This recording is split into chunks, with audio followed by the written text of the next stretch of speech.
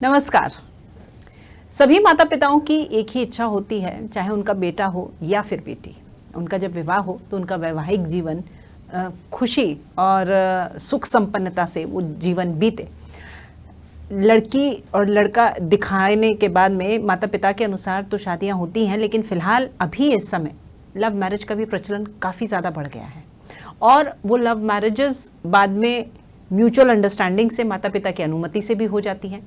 लेकिन ये सिर्फ किसी लड़के और लड़की के आपसी समझ से ही शायद ये लव मैरिज नहीं होती है। कहीं ना कहीं इनमें ग्रह भी जो है वो उत्तरदायी होते हैं। और क्या ये बात सही है? आज इसी सवाल को लेकर के हम हमारे साथ में स्टूडियो में मौजूद योगेश जी से बात करेंगे। नमस्कार योगेश जी। योगेश जी, मैंने क्या ये सही कहा कि सिर्फ लड़के लड़की की पसंद ही काफ़ी नहीं होती है, और अगर उनके बीच में आपसी बात बन रही है तो यानी इसके पीछे कहीं ना कहीं कोई ग्रह है जो वहाँ पर आकर्षण का केंद्र है? जी, आप देखेंगे कि जब भी चंद्रमा की राहु के साथ में युति आपको देखने को मिलेगी, मैं एक अच्छा योग आपको बता रहा हूँ, तो व्यक्ति आपको अंतर जातीय विवाह की ओर आकर्षित होता हुआ देखने को मिलेगा। या फिर आप देखेंगे कि दोनों में जो एज जो डिफरेंस है वो बहुत ज़्यादा है। एक बहुत छोटा उम्र का लड़का एक बड़ी उम्र की महिला के साथ रहते हुए आपको मिल जाएगा। ऐसी बहुत सारी चीज़ें देखने को मिलती हैं और ये सारी चीज़ें कुंडली में ग्रहों के अनुसार ही निर्धारित होती हैं। तो कुंडली में ग्रहों का विवाह की ओर या प्रेम की ओर आकर्षण एक बेहद इम्पोर्टेंट रोल रखता है। जीवन में कई लोग प्रेम विवाह तो करना चाहते हैं, लेकिन कुछ लोग ही इसमें सफल हो पाते हैं। तो कुछ के प्रेम विवाहों में बाधाएं आ जाती हैं। जब कुंडली में प्रेम योग बनता है तो ऐसे लोगों को प्रेम मिलता है, वो प्रेम विवाह की ओर आकर्षित होते हैं और अपना प्रेम विवाह कर भी लेते हैं। लेकिन अगर प्रेम योग नहीं है तो व्यक्ति प्रेम की ओर आकर्षित तो होता है, लेकिन उसमें उसको सफलता देखने को नहीं मिलती है। तो बात करें कि ज्योतिष में प्रेम की ओर आकर्षित करने वाले ग्रह कौन कौन से हैं, तो जैसे मैंने बताया आपको, शुक्र है, चंद्रमा है, मंगल है। इनका अहम योगदान व्यक्ति को प्रेम विवाह की ओर आकर्षित करने के लिए होता है। जब जन्म कुंडली में इन ग्रहों की स्थिति बहुत अच्छी होती है तो प्रेम विवाह का योग बनता है और वो सफल भी हो जाता है। तो इन ग्रहों के विषय में बात कर लें एक बार, तो जो शुक्र ग्रह है, ज्योतिष में शुक्र ग्रह को स्त्री का कारक माना गया है, पत्नी का, भोग विलास और प्रेम संबंधों का कारक माना गया है। तो जब यह ग्रह पंचम भाव से या सप्तम भाव से या पंचमें या सप्तमें से युति करता है, व्यक्ति के प्रेम विवाह के योग बनते हैं। मैं बात बता दूं आपको, पंचम भाव व्यक्ति के जीवन में प्रेम का होता है और जो सप्तम भाव है व्यक्ति के जीवन में शादी का होता है। इसी प्रकार से चंद्रमा की बात करें तो चंद्रमा को पहली नज़र में आकर्षित करने वाला ग्रह माना जाता है। तो जिन व्यक्तियों का चंद्रमा चर राशि में होता है या फिर मंगल या शुक्र के साथ में होता है, तो ऐसे लोग बड़ी जल्दी दूसरों से आकर्षित होते हैं। बात करें मंगल ग्रह की, तो मंगल ग्रह प्रेम विवाह में बेहद महत्वपूर्ण माना जाता है, क्योंकि मंगल के माध्यम से व्यक्ति प्रेम विवाह में रिस्क लेने के लिए वो तैयार होता है।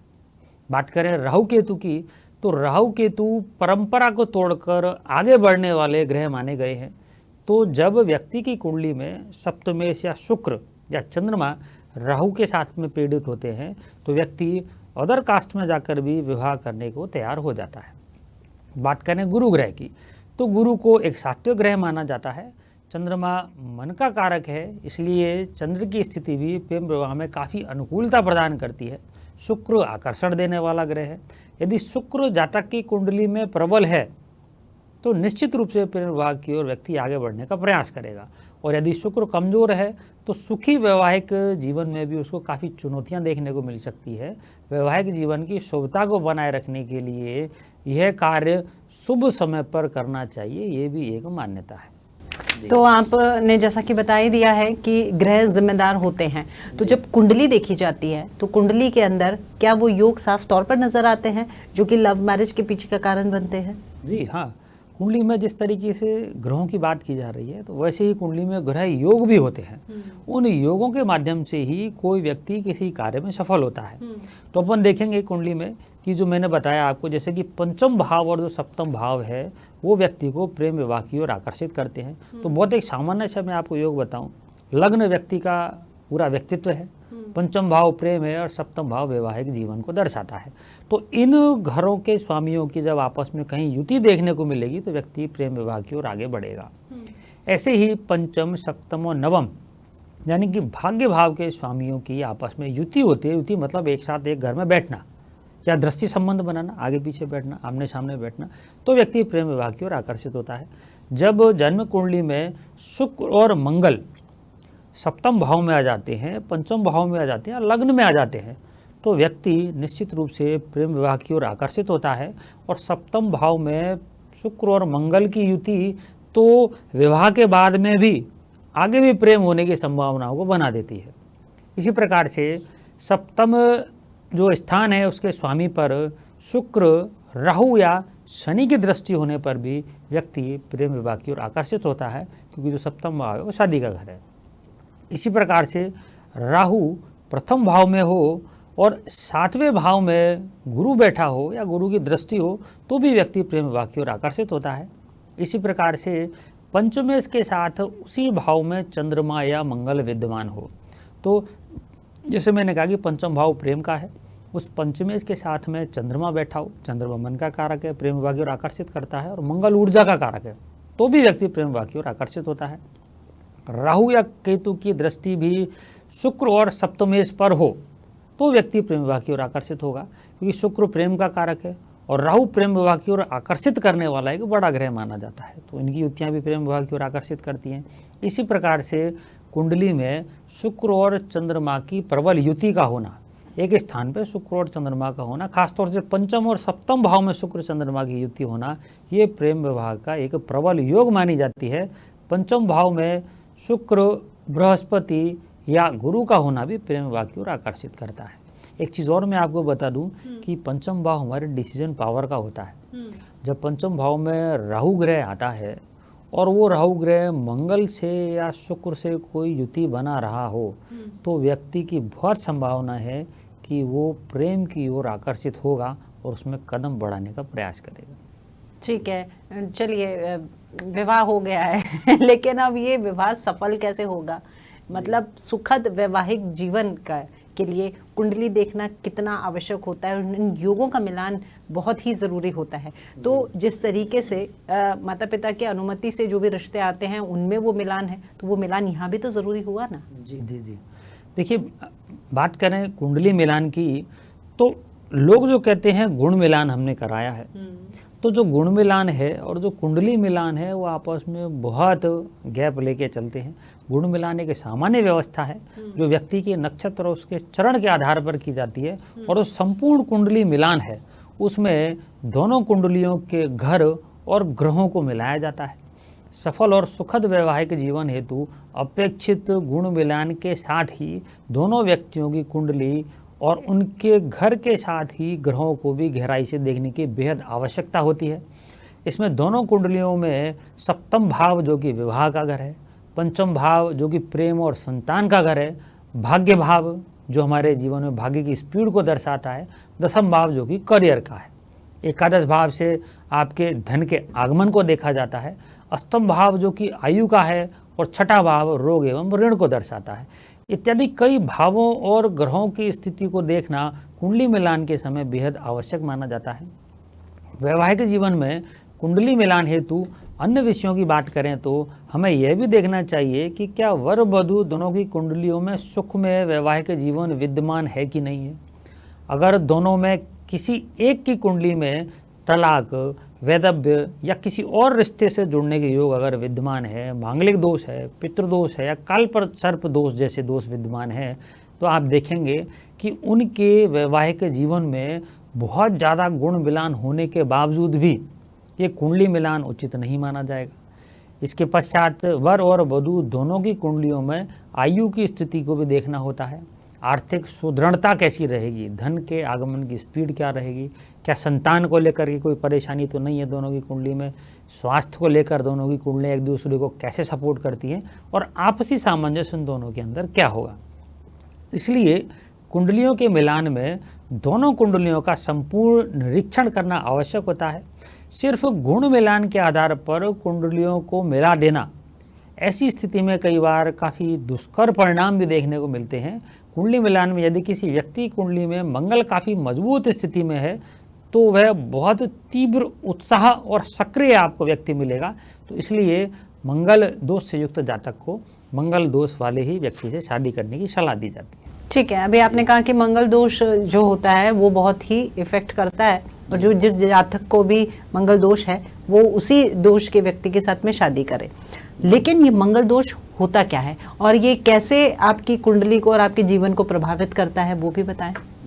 मंगल ऊर्जा का कारक ग्रह है, तो जो व्यक्ति मांगलिक होते हैं तो उनके अंदर ऊर्जा और उत्साह उनको तीव्र मात्रा में देखने को मिलता है।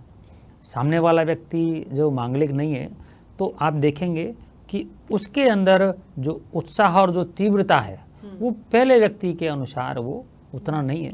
तो इसलिए कहा जाता है कि मांगलिक दोष वाले व्यक्ति का जो विवाह है मांगलिक दोष से युक्त व्यक्ति से ही करना चाहिए। अब प्रश्न यह है कि मांगलिक दोष बनता कैसे है। तो जब व्यक्ति की कुंडली में मंगल ग्रह 1, 4, 8 और 12वें भाव में होता है तो इसे मांगलिक दोष वाली कुंडली कहा जाता है। ऐसी स्थिति में सामने वाले की कुंडली में भी इन्हीं घरों में से अगर किसी एक घर में मंगल विद्यमान है तो वो सामने वाला व्यक्ति भी मांगलिक माना जाएगा। कुछ परिस्थितियों में स्वयं जातक मांगलिक नहीं होता, लेकिन क्रूर ग्रहों के माध्यम से सामने वाले के मंगल दोष को वो काट देता है। मांगलिक दोष को मिलाए बगैर वैवाहिक जीवन में काफ़ी परेशानियां भी देखने को मिल सकती हैं, क्योंकि मंगल के प्रभाव से व्यक्ति के अंदर काफ़ी उत्साह देखा जाता है। इसमें वैवाहिक जीवन में आपको परेशानी देखने को रहेगी। इस मांगलिक दोष के कारण व्यक्ति के विवाह में या तो थोड़ी सी देरी देखने को मिलती है या फिर विवाह के बाद में जो आपसी सामंजस्य है वहाँ आपको टकराव देखने को मिल सकता है। विवाह के बाद भी प्रबल मांगलिक दोष के कारण कुछ वैवाहिक का कई बार व्यक्ति को जीवन में सामना करना पड़ जाता है। किसी भी पुरुष या स्त्री के प्रथम भाव में अगर मंगल दोष है, यानी कि व्यक्ति मांगलिक है लग्न से, तो मंगल पूर्ण दृष्टि से चौथे और सप्तम भाव को देखता है। यह वैवाहिक सुख में कमी कर सकता है। चतुर्थ भाव से मांगलिक दोष होने पर व्यक्ति के वैवाहिक सुख में आपको काफ़ी कमी देखने को मिल सकती है, साथ ही पारिवारिक सुख में भी उसको कमी रहेगी। सप्तम भाव यानी कि शादी वाले घर से मांगलिक दोष होने पर वैवाहिक जीवन में काफ़ी तनाव और टकराव की स्थिति देखने को मिल सकती है। अष्टम भाव में बैठा हुआ मंगल प्रबल मांगलिक दोष देता है और वैवाहिक जीवन में काफ़ी वो तनाव पैदा करने की स्थिति में व्यक्ति को ले आता है।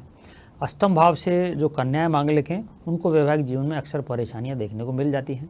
द्वादश भाव में बैठा मंगल भी शादी वाले घर को पूर्ण दृष्टि से देखता है और ऐसी स्थिति में मंगल दोष का सही तरीके से मिलान करके ही और मंत्रों के माध्यम से, कुछ उपायों के माध्यम से मांगलिक व्यक्ति से ही व्यक्ति की शादी करनी चाहिए। ठीक है, ये आपने समस्या बता दी और समस्या का समाधान भी हम जानना चाहेंगे, लेकिन फिलहाल हम रुक रहे हैं और एक छोटा सा ब्रेक ले रहे हैं। ब्रेक के बाद वापस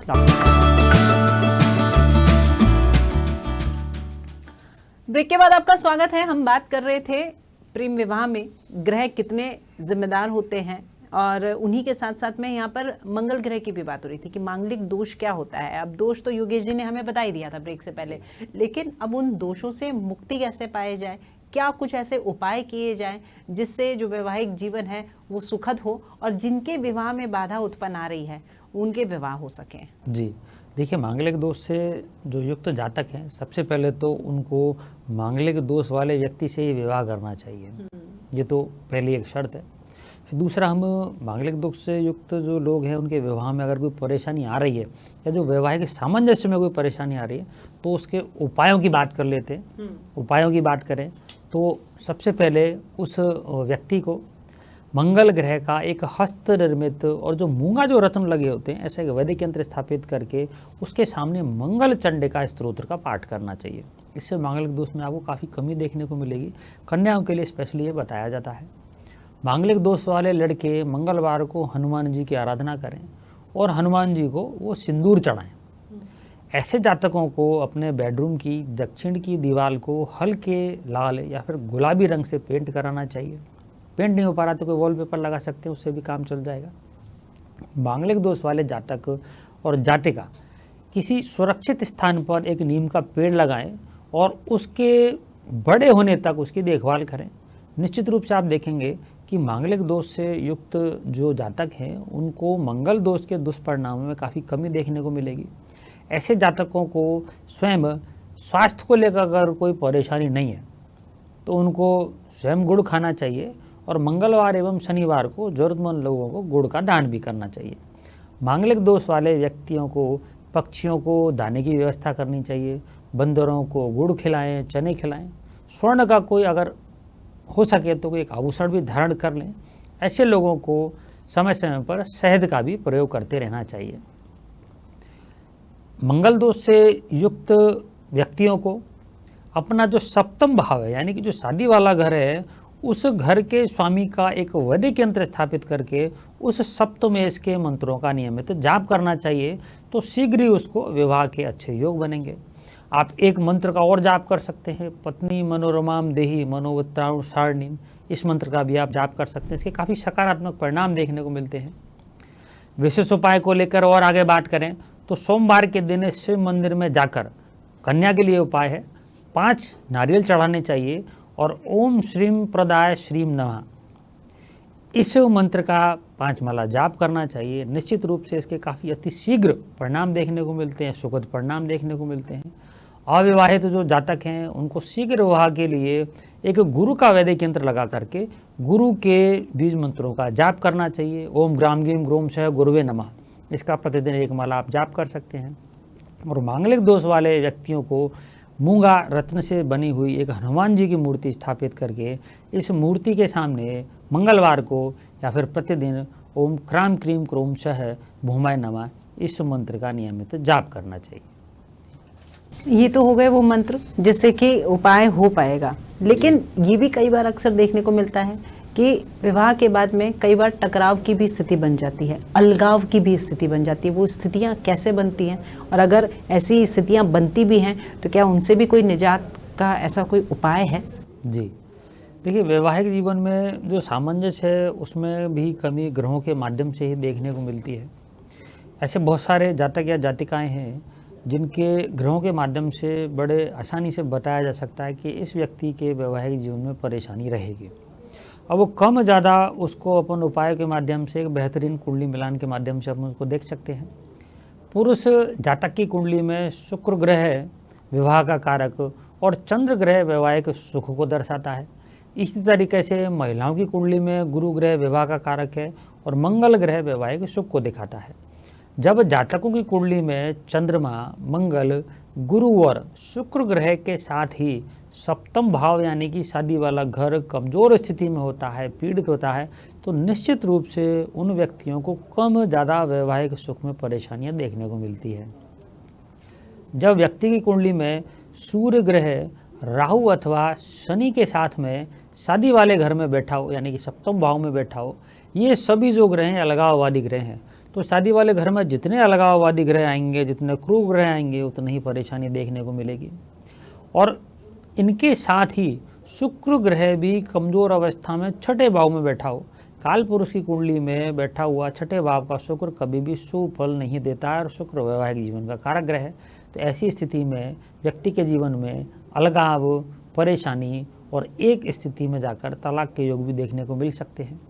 इसी प्रकार से जब व्यक्ति की कुंडली में पंचम भाव में राहु, जो कि प्रेम का घर है, और शादी वाले घर में क्रूर ग्रह मजबूत स्थिति में बैठे हों और इसके साथ ही सप्तम और पंचम भाव काफ़ी ज़्यादा कमज़ोर हों या पीड़ित हों, तो ऐसी स्थिति में भी वैवाहिक जीवन में प्रेम को लेकर के परेशानी देखने को मिलेगी और आपको अलगाव भी देखने को मिल सकता है।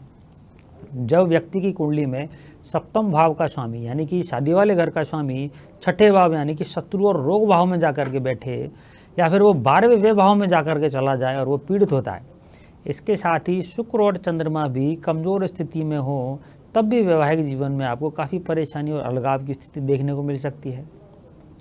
जब व्यक्ति की कुंडली में शादी वाले घर का स्वामी यानी कि जो सप्तमेश है और 12वें भाव का स्वामी आपस में संबंध बनाते हैं और इनके साथ ही सप्तम भाव कमज़ोर हो, तो ऐसी स्थिति में भी वैवाहिक जीवन में आपको अलगाव देखने को मिल सकता है, कुछ तलाक के योग बन सकते हैं। इसी प्रकार से चतुर्थ भाव और सप्तम भाव के स्वामी ग्रहों के कमज़ोर स्थिति में होकर 6, 8, 12 में बैठने पर भी वैवाहिक जीवन में परेशानी देखने को मिलती है, क्योंकि जो चौथा घर है वो भी वैवाहिक सुख को दर्शाने वाला होता है। आगे बात करें तो जातक की कुंडली में शुक्र ग्रह के साथ में पाप ग्रहों का 6, 8, 12वें घर में बैठना, ये भी वैवाहिक जीवन में परेशानी को दिखाता है। इसी प्रकार से व्यक्ति की कुंडली में जब लग्न, सप्तम और अष्टम भाव के स्वामी 12वें भाव में जाकर कमज़ोर स्थिति में बैठते हैं तो इन स्थितियों में भी वैवाहिक जीवन में परेशानी, तलाक और अलगाव की स्थितियां बन जाती हैं। कई बार योगेश जी ऐसा भी होता है कि किसी किसी व्यक्ति के जीवन में दूसरे विवाह का भी योग बनता है। अब वो योग कैसे बनता है और अगर ऐसी स्थिति आ रही है तो कौन सा योग है जो कि खास तौर पर कुंडली में देखना चाहिए? जी जी जी, देखिए, जब वैवाहिक जीवन में परेशानी देखने को मिलेगी, अलगाव देखने को मिलेगा, तो व्यक्ति फिर सुकून की ओर आगे बढ़ना चाहता है। आज परिवेश में देख रहे हैं कि जो अकेले रह रहे जो लोग हैं शादी के बाद में, वो दूसरे विवाह का प्रयास करते हैं। तो फिर कुंडलियाँ आती हैं और उनमें हमको ये सब देखना होता है। तो जो दूसरा विवाह है कुंडली में, वो व्यक्ति के नवम भाव यानी कि वो भाग्य स्थान से देखा जाता है। अगर व्यक्ति की कुंडली में सप्तम भाव से ज़्यादा मजबूत अगर भाग्य स्थान का स्वामी है, तो फिर हम मान सकते हैं कि उसका जो आगे जो किया जाने वाला दूसरा विवाह है वो सफलता की ओर आगे बढ़ेगा। एक चीज़। दूसरा, जो व्यक्ति की कुंडली में तलाक की ओर या वैवाहिक सामंजस्य में कमी की ओर ले जाने वाले ग्रह हैं, उनको समाधान करना चाहिए। अब कुछ योगों की बात करें कि कुंडली में दूसरे विवाह के योग कैसे होते हैं, तो बात कर लेते हैं। ज्योतिष के अनुसार यदि व्यक्ति का नवम भाव मजबूत है तो फिर उसके जीवन में किए जाने वाला जो विवाह है निश्चित रूप से आपको ठीक दिखाई देगा। व्यक्ति के दूसरे विवाह की सफलता के लिए उसका नवम भाव काफ़ी मजबूत होना चाहिए, उसकी स्थिति पहले की तरह कमज़ोर नहीं हो। राहु और केतु ग्रहों को पाप एवं क्रूर ग्रह माना गया है। इनकी सप्तम भाव में स्थिति और सप्तम में इसके कमज़ोर होने पर व्यक्ति के दूसरे विवाह की संभावना बनती है। उसकी वजह यह है कि जब ये अलगाववादी ग्रह शादी वाले घर में जाएंगे तो ये तलाक की ओर व्यक्ति को आगे खींचते हैं और फिर व्यक्ति दूसरे विवाह की ओर आगे बढ़ता है। जब व्यक्ति की कुंडली में शादी वाले घर में सूर्य और चंद्रमा की युति होती है तो ऐसी स्थिति में अमावस्या योग का निर्माण होता है और तलाक होने के कारण व्यक्ति फिर दूसरे विवाह की ओर आगे बढ़ता है। मंगल ग्रह भी अचानक से आक्रामक बनाने वाला ग्रह माना जाता है। इस मंगल ग्रह के व्यक्ति की कुंडली के सप्तम या अष्टम भाव में पाप ग्रहों से युक्त होने पर भी वैवाहिक जीवन में परेशानी के कारण व्यक्ति दूसरे विवाह की ओर आगे बढ़ता है और उसके योग बनते हैं। सप्तम भाव में मंगल और शुक्र की युति होने पर व्यक्ति के अन्य लोगों से भी संपर्क में आने की काफ़ी संभावनाएं बनती हैं। तो ऐसी स्थिति में व्यक्ति अपने खुद की ही वजह से वैवाहिक जीवन में तनाव पैदा करता है और विश्वास की कमी के कारण व्यक्ति का तलाक होता है और शुक्र और मंगल की युति के कारण व्यक्ति फिर से वैवाहिक जीवन में बंधने का प्रयास करता है और उसका दूसरे विवाह की संभावनाएं बनती हैं। जब व्यक्ति की कुंडली के सप्तम भाव में शनि हो और अष्टम भाव में पाप ग्रह विद्यमान हो, तब भी उस जातक के जीवन में दूसरे विवाह की काफ़ी प्रबल संभावनाएं बनती हैं। इसी प्रकार से व्यक्ति की कुंडली के सप्तम और एकादश भाव के स्वामी ग्रहों की द्वादश यानी कि वह भाव में एक साथ युति हो, यानी सप्तमेश और एकादश भाव का स्वामी वह स्थान में जाकर के बैठ जाएं, तो वैवाहिक जीवन में ये परेशानी पैदा करेंगे और इसी के कारण से व्यक्ति के जीवन में दूसरे विवाह की संभावनाएं बनेंगी। जातक की कुंडली में इन स्थितियों के बाद भी यदि कुंडली में सप्तम भाव जो कि शादी का घर माना गया है, शुक्र जो कि पत्नी का कारक है, चंद्रमा वैवाहिक सुख और प्रेम देता है और गुरु भी शादी से जुड़ा हुआ ग्रह है, अगर ये मजबूत है तो क्रूर ग्रहों का दुष्परिणाम तो जीवन में देखने को मिलेगा। व्यक्ति वैवाहिक जीवन को लेकर परेशान तो रहेगा, लेकिन अप डाउन की स्थिति को देखते हुए जीवन में बिना तलाक और दूसरे विवाह के भी वो उनका जीवन आपस में चलता हुआ दिखाई दे सकता है। इसी प्रकार से जब भी व्यक्ति को जीवन में प्रेम और वैवाहिक संबंधों को लेकर अलगाव की स्थिति पैदा हो रही है, तनाव महसूस हो रहा है, तो उस व्यक्ति को सप्तम भाव और पंचम भाव के जो हस्त से निर्मित वैदिक यंत्र हैं उनको स्थापित करके एक तो उनका जाप करना चाहिए। पंचम भाव प्रेम का माना गया है, अगर आप पंचम भाव का हो सकता है तो पंचम भाव का स्टोन जरूर पहने। पंचम भाव हमारे इष्टदेव का भी रहता है, तो आप पंचम भाव के वैदिक मंत्रों का जाप करें। एक भाग्य स्थान के भी मंत्रों का आपको जाप करना चाहिए। जी चलिए, ये आपने तमाम उपाय बताए हैं और हम उम्मीद भी यही करते हैं कि उपाय कहीं ना कहीं जिस भी व्यक्ति को अभी आवश्यकता होगी, कोई भी नए जीवन में अगर प्रवेश करने चाह रहा हो और वो अगर ये उपाय करे तो वो उपाय उसके लिए कारगर सिद्ध हो और उसका जो नए जीवन की शुरुआत होने वाली है दाम्पत्य जीवन, वो सुख शांति से आगे बीते। बहुत शुक्रिया आपका योगेश जी हमारे साथ में जुड़ने के लिए, और आप तमाम दर्शकों के लिए भी बहुत शुक्रिया, क्योंकि आप हमारे साथ में जुड़ते हैं और ये तमाम बातें सुनते हैं, समझते हैं, और आपके जीवन में किसी भी तरीके से सुख आ पाए और जीवन खुशहाल बना रहे, इसी की जुगत में हम लगे रहते हैं। बहुत शुक्रिया।